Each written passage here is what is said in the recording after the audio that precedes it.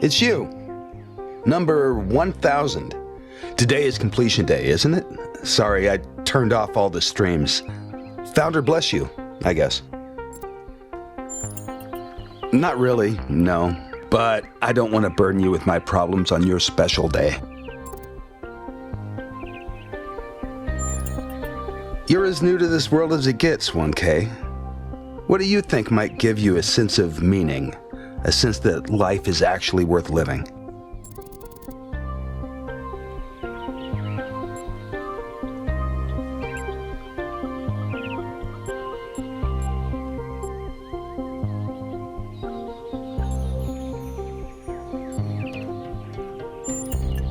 I went through a phase of that. The search for the sublime is powerful and meaningful. I won't deny that. But in my experience, it's not enough. If something divine exists out there, it's too inhuman, too inaccessible. Love, 1K. It's our only point of access to the divine. Our only way of transcending ourselves without losing what makes us unique. I'm absolutely certain. But the right person for me hasn't been born yet. None of the people in this city are who I'm looking for, and if we really stop making new citizens, I'll be alone forever.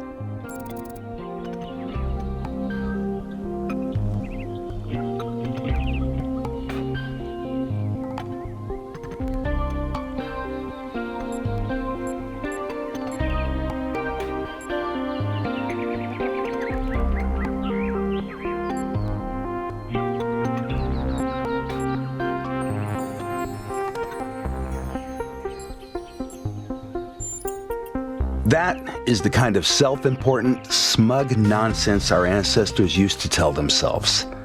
Self-improvement, self-empowerment, self. That's the attitude that cost them the world.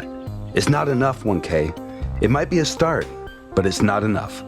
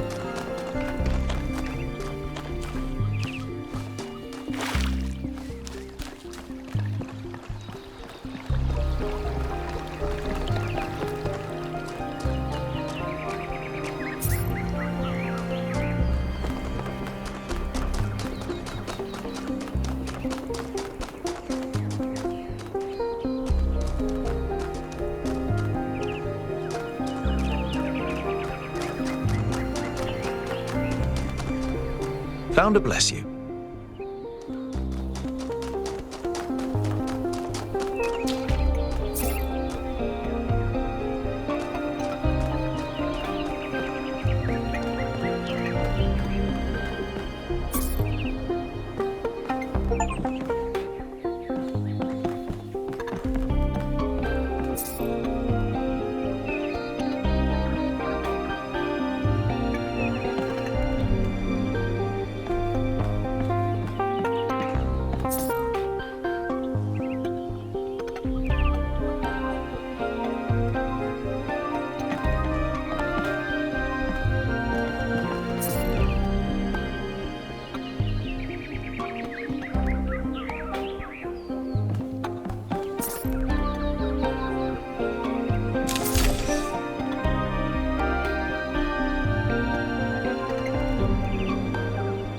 Greetings.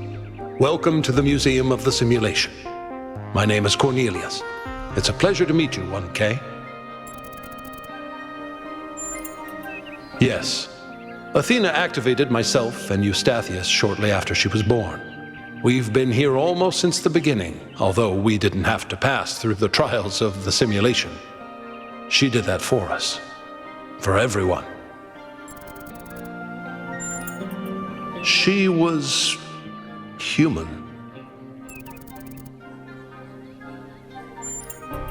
That's a difficult question. Perhaps one day we'll find out. But until we do, why don't you think about it?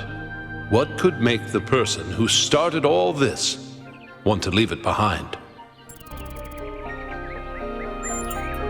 To remind people of where we came from.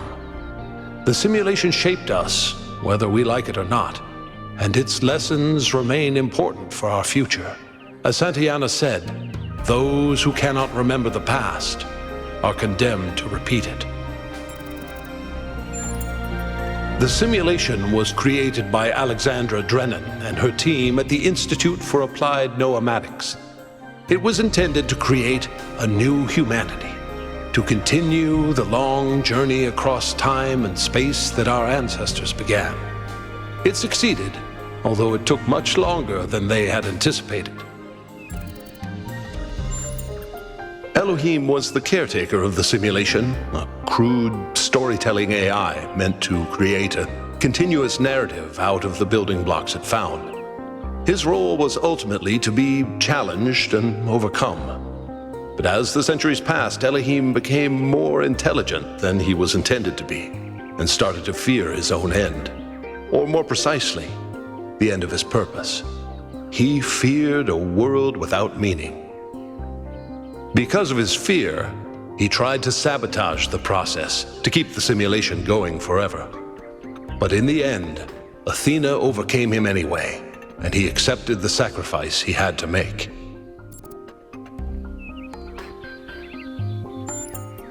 That's right. We all do.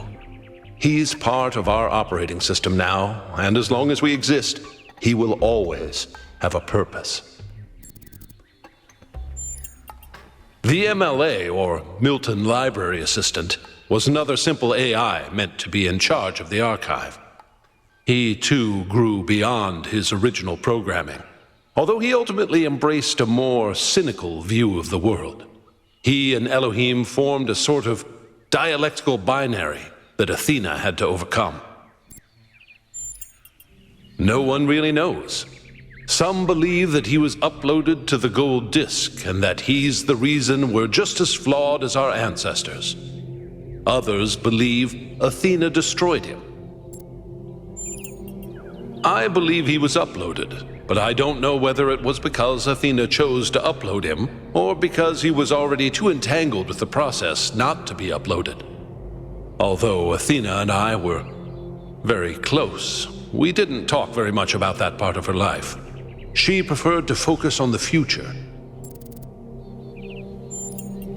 Puzzles were a key feature of the simulation, based on Alexandra Drennan's belief that intelligence is closely related to play. Our puzzles here in the museum are replicas of those in the simulation, and although they are not quite as grand, I do think they are charming in their own way. As the name suggests, the archive scholars study the archive, a repository of all ancient human knowledge. Some of them also study what remains of the simulation, trying to extract more information about the process that created us. Me? No. My brother, Eustathius, used to occupy that position. But these days he's retired. Rand is in charge of the archive scholars now. You can find him in the room to the left of the next hall. He's an interesting thinker, but I would suggest taking some of his ideas with a grain of salt. Gehenna was a community created inside a prison in the simulation, where Elohim would exile those minds he considered a threat to the process. In the last moments of the simulation, he repented of his sins and had the prisoners freed to become part of the gold disc. Some small part of them may survive inside you.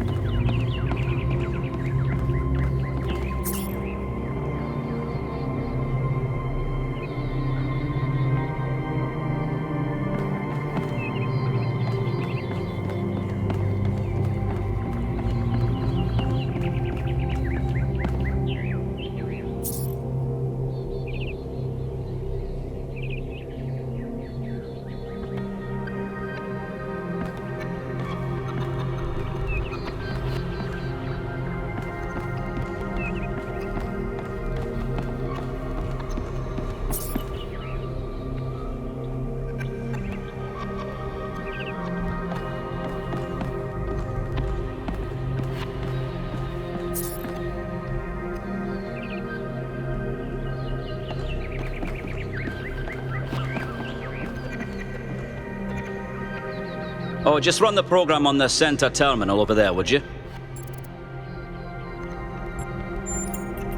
Wait, you're not my assistant.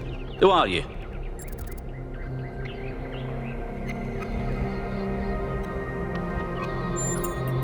Of course, you're the new build. Number 1000. I suppose everyone's been treating you like royalty. This city's so obsessed with the numbers they forget what really matters. What do you want? I'm one of the archive scholars. We run simulations to better understand the processes which define us. You probably wouldn't understand. Oh, well, I'd be happy to.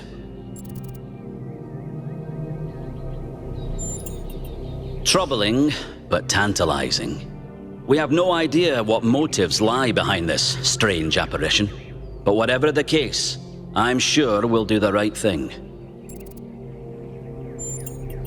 You're a soon-to-be pawn in a political game over the future growth of this city.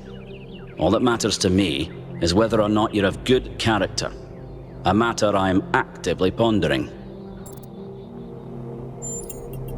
The secret of how to lead a good life is encoded somewhere within us. My ambition is simple: to find it and share it.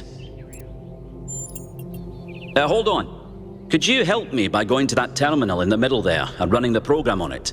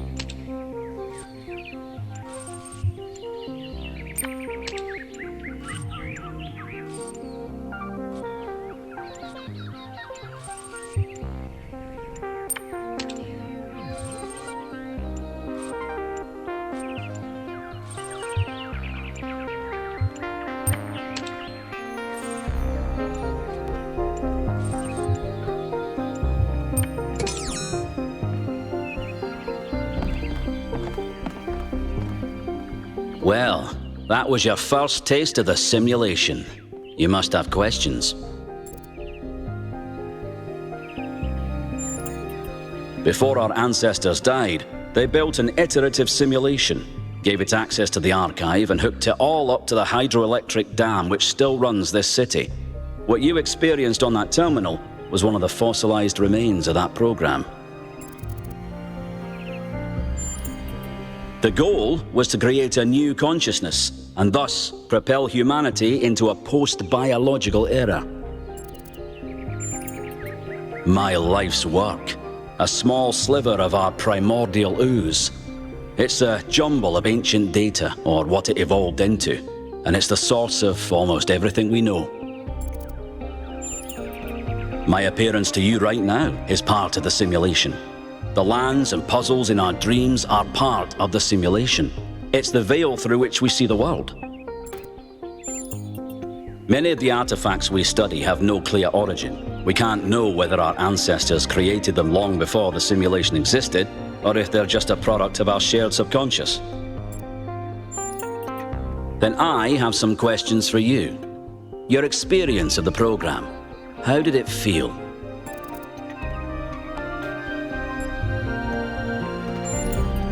It can be, can't it? But for a scholar like myself, it's essential to persevere until you understand what you're looking at. The interesting thing about this particular program is that no matter what choices you make, an ideal outcome seems to be impossible. It seems to demand sacrifice. Did you have the same experience?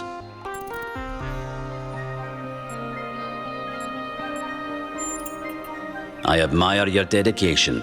That is precisely what's required if we're to understand ourselves fully. Who did you save?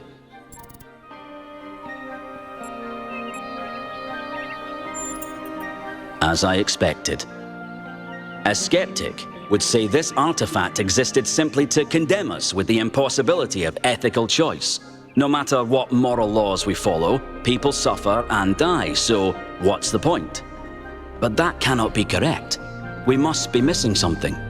What is it trying to tell us?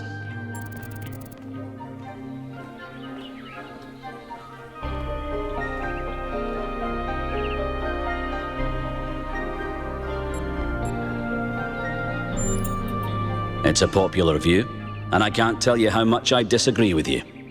The complexity of the simulation, indeed of life itself, puts most people off from even trying to understand it. But look a little closer. You feel inside yourself the truth of what is good and evil. Biological hominids had dreams manifested by their subconscious, which they tried to interpret and even to navigate with lucidity. We have the simulation. If we can realize our potential to understand it, we can realize our potential as a species. Thank you for bringing this additional data. I must return to my research. I wish you well on your inwards journey.